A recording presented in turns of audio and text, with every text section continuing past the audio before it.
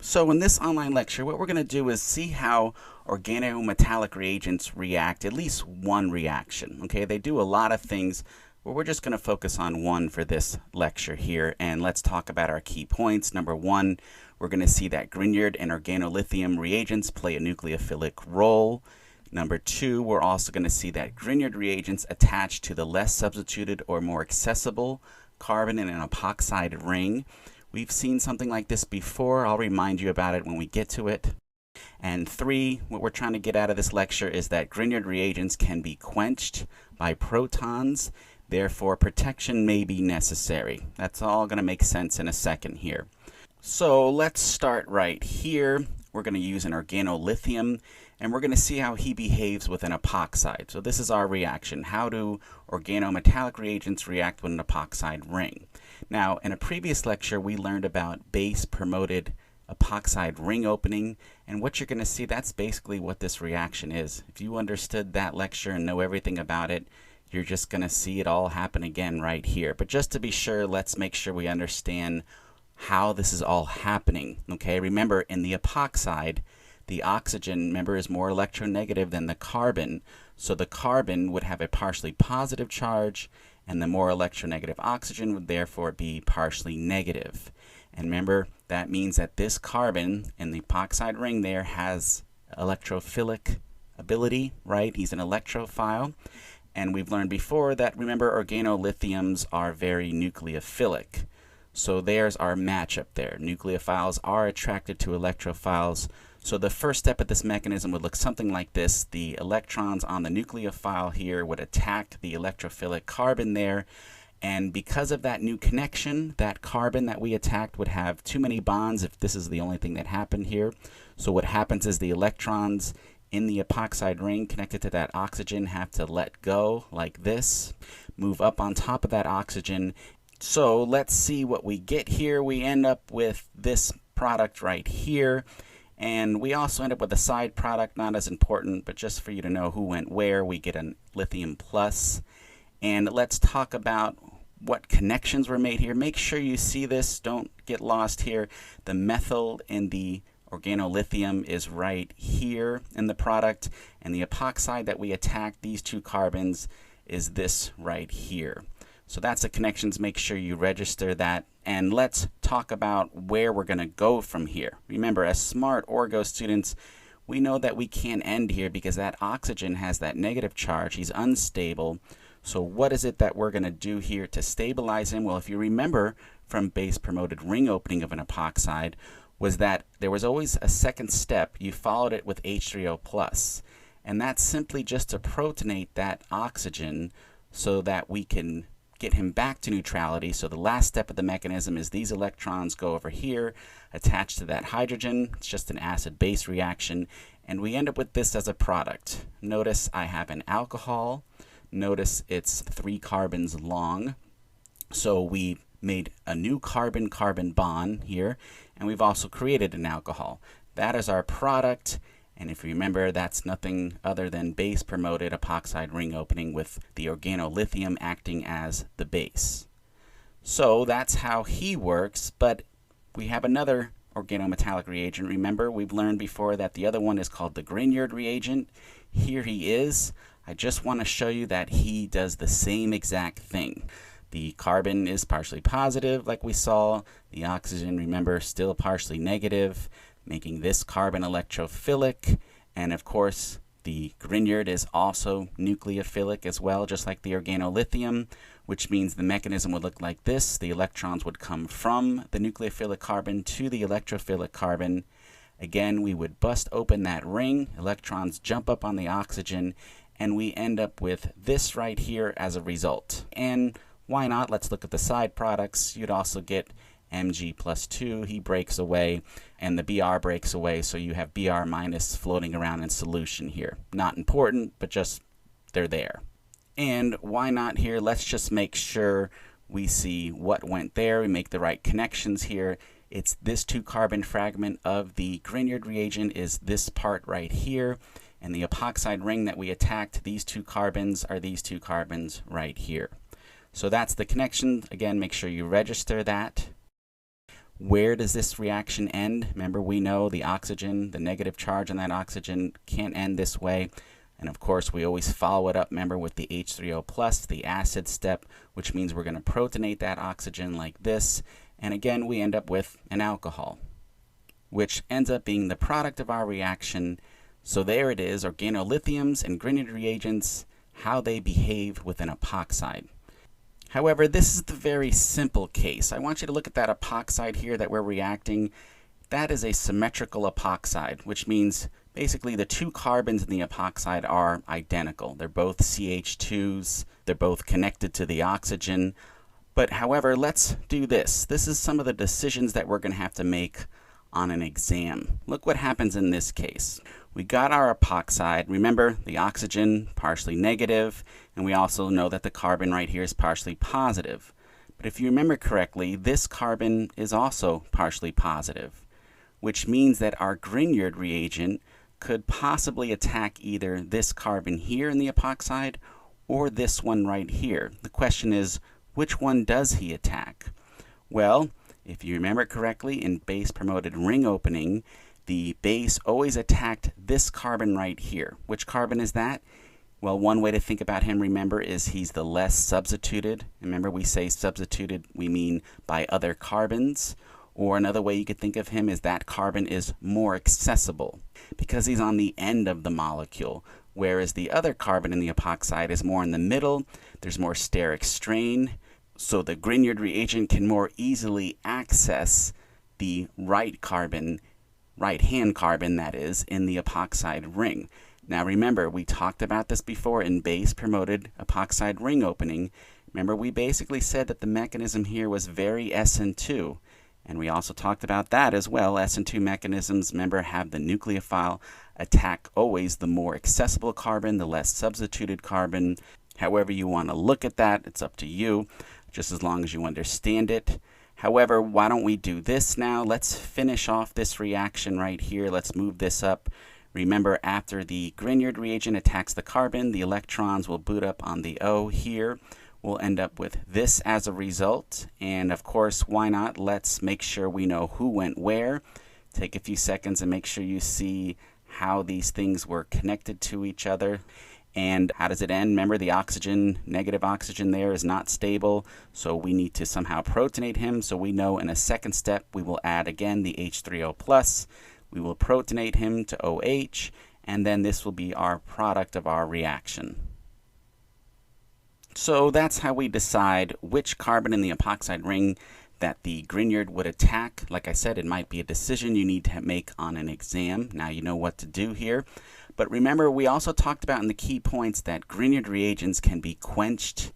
And what does that mean, quenched? It's not my term. That's actually the official Orgo term that they use. Well, let me show you what that means, basically. Let's say you have this same Grignard reagent and you put it in water. Remember, we saw before that Grignard reagents are not only nucleophilic, but they can also act as bases. And again, the carbon directly connected to the Mg, that is not only the nucleophilic carbon, but we can consider him the basic carbon. So what would happen here is just a simple acid-base reaction with water acting as the acid. We would protonate the carbon in the Grignard, and you would end up with this as a result right here. Notice our proton, the hydrogen, green hydrogen there, is on the carbon that was once bonded to the Mg. And just in case, I get this question a lot, what happens to the MgBr? Well, he becomes MgBr plus. And remember, the water, after he donates a proton, he's now OH minus. And the OH minus and the MgBr plus simply just make a salt. But the more important product is the one above. We get just a simple alkane. What we would say here is that if this happened, you would say your Grignard was quenched by water. And basically that means almost like saying destroyed or rendered unreactive. Notice, look at our product there. That's just an alkane, a 2-carbon alkane. That is no longer a reactive molecule. So why are we looking at this here? Well, the first thing I want you to know is obviously when you're using a Grignard reagent, never use water as a solvent, because simply the water will react with it, as we can see here. And another thing too is that means that Grignard reagents are, you can say, susceptible to acidic protons. Meaning if you're going to do a reaction using a Grignard, and let's say your molecule happens to have, let's say, an alcohol, an OH group. Well, the OH group is acidic enough to actually protonate or quench your Grignard, which means you have to watch out for that, meaning you might have to protect that OH group by changing it temporarily into something else, which is another thing that we saw before.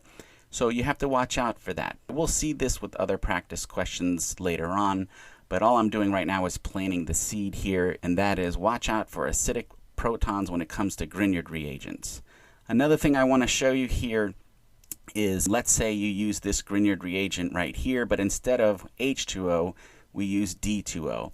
I just want to show you this because sometimes some textbooks, some professors put this on an exam because they want to make sure you know what gets connected where. Again, remember, we know that what would happen here is that we would protonate the Grignard reagent with D instead of hydrogen, which means the D would end up on this carbon right here. Remember, this is just your professor's way of testing you on whether or not you know who goes where and what gets connected. So watch out for that. You'll see that. Remember, deuterium is just heavy hydrogen or radioactive hydrogen, or a way to label hydrogen. So that's all I want you to know about this. Now, that's the basics here. Let's put this to work here. Let's look at a sample question. Look at this problem right here. Synthesize the following molecule given the precursor. So we want to go from left to right. And what I want to do is, number one, I want to show you the strategy here. And two, I want to talk about what would make you think Grignard about this particular problem. Imagine if this were on a test here, what would make you think, hey, you know, I should use a Grignard? Well, let me show you what you would think. First of all, look at your molecule on the left compared to the molecule that we're making on the right. The molecule on the right clearly has more carbons. So you might think to yourself, well, I know I need to add carbons in order to make this molecule. And if I need to add carbons right there, you should be thinking Grignard. Because remember, Grignard adds carbons and makes more carbon-carbon bonds. And here's another thing that would make you not only think Grignard, but think epoxide, is that not only do we want to add carbons, but we want to have an OH, an alcohol, as a product. Remember, we saw that when you react either organolithiums or Grignards with epoxides, you increase the number of carbons and you get an alcohol as a product. So let's do this. Let's do a little bit of retrosynthesis. We'll take that product back just simply one step. We talked about how to do this before. And in order to get that as a product, what is the Grignard reagent and what is the epoxide that I would have to put together in order to get that? Well, if you think about it, basically what you got is this. If I have this Grignard right here and I react him with this epoxide, and remember, every time I react with an epoxide, I got to follow it up with H3O+, then I would get that product right there. Let me just prove that to you here. Remember, the carbon connected to the Mg in the Grignard would be nucleophilic. He would go over here, attack this carbon, and the electrons would boot up on the O like that. And let's make sure we see the connections. This carbon right here, this green one, would be directly connected now to this blue carbon there in the epoxide. And where's that in our product? Well, remember, there's that six-membered ring, so the green carbon would be here, and the blue carbon that we attacked would be this carbon right here. Now remember also in the epoxide, it has that other carbon right here, this yellow carbon. He would be right here in the product like that. So that's who got connected to what here. Make sure you see that. Remember, after we attack the epoxide too, remember this oxygen in the epoxide, he would be this oxygen right here. He gets protonated by the second step of this reaction, and that proton that goes on him right here, this H, remember, came from the acid in the H3O+ step here. So that's who went where, and notice I have moved back one retrosynthetic step. The question is, how do I turn the left-hand molecule here, this cyclohexane with an OH, how do I turn him into a Grignard? Well, remember, we learned in a previous lecture how to make Grignards. Remember, you make them by taking alkyl halides and reacting them with Mg.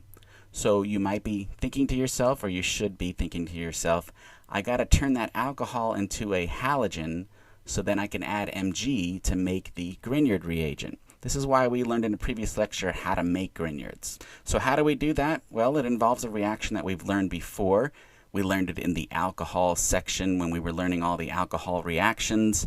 And if you remember this one, if you have an alcohol and you add PBr3 or SOCl2 or the like, you can do this reaction and you will turn the OH into the Br. That was the quick product method that we discussed before.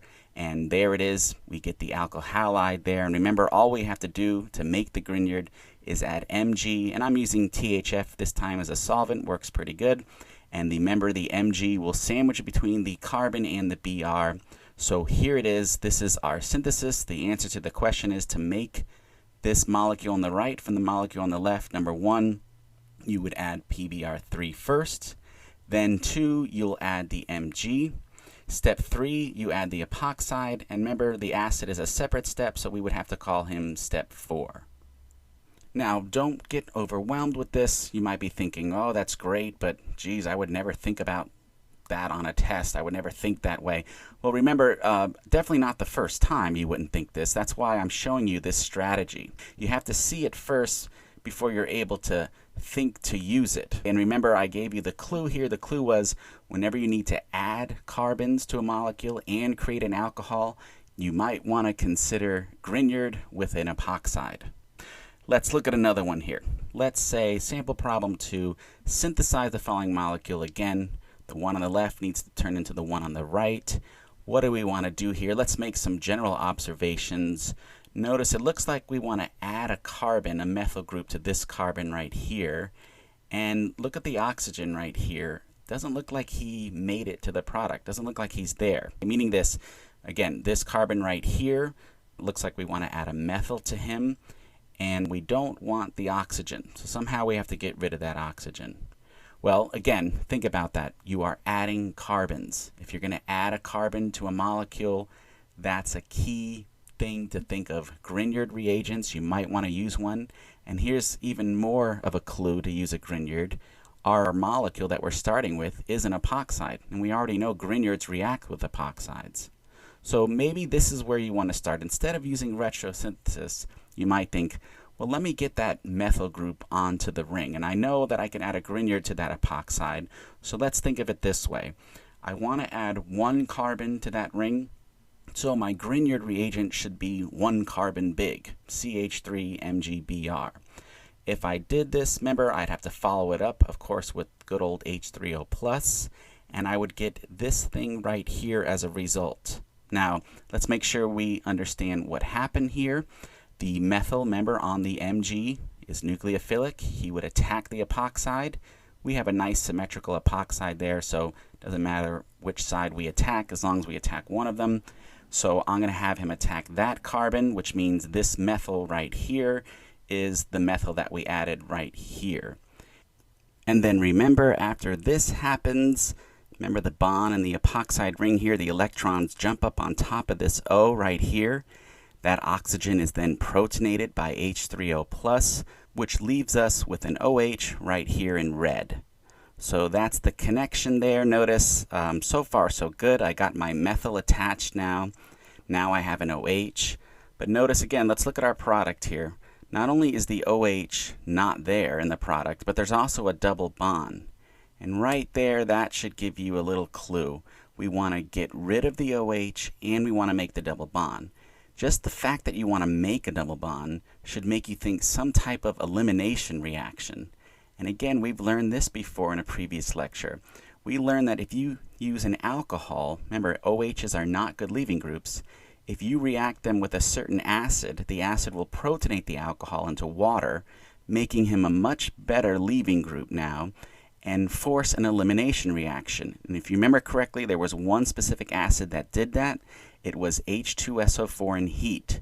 The name of the reaction was called dehydration of an alcohol, and what that H2SO4 did is, again, protonate the oxygen and force the E1 mechanism. So, there it is. We would get that as a product. This is our synthesis. Number 1, the first thing we would do is react the Grignard. Number 2, then we'll protonate the oxygen. Then we will, number 3, add H2SO4 to finish this off. That is our synthesis. Remember, these are just guidelines to get you to start thinking about when and how to use these particular reactions. Okay, you got to practice a lot more than this to get a really good feel for this. So let's look at our key points. What was it all about? Number one, we saw that organic lithium and Grignard reagents play a nucleophilic role. We saw, number two, Grignard reagents attach to the less substituted or more accessible carbon in an epoxide ring, very base promoted here. Number three, Grignard reagents can be quenched by protons, which means, remember, they react with water or alcohols and can be protonated. Therefore, if we're going to use them in reactions, we might want to take care of that acidic proton first before we use the Grignard reagent.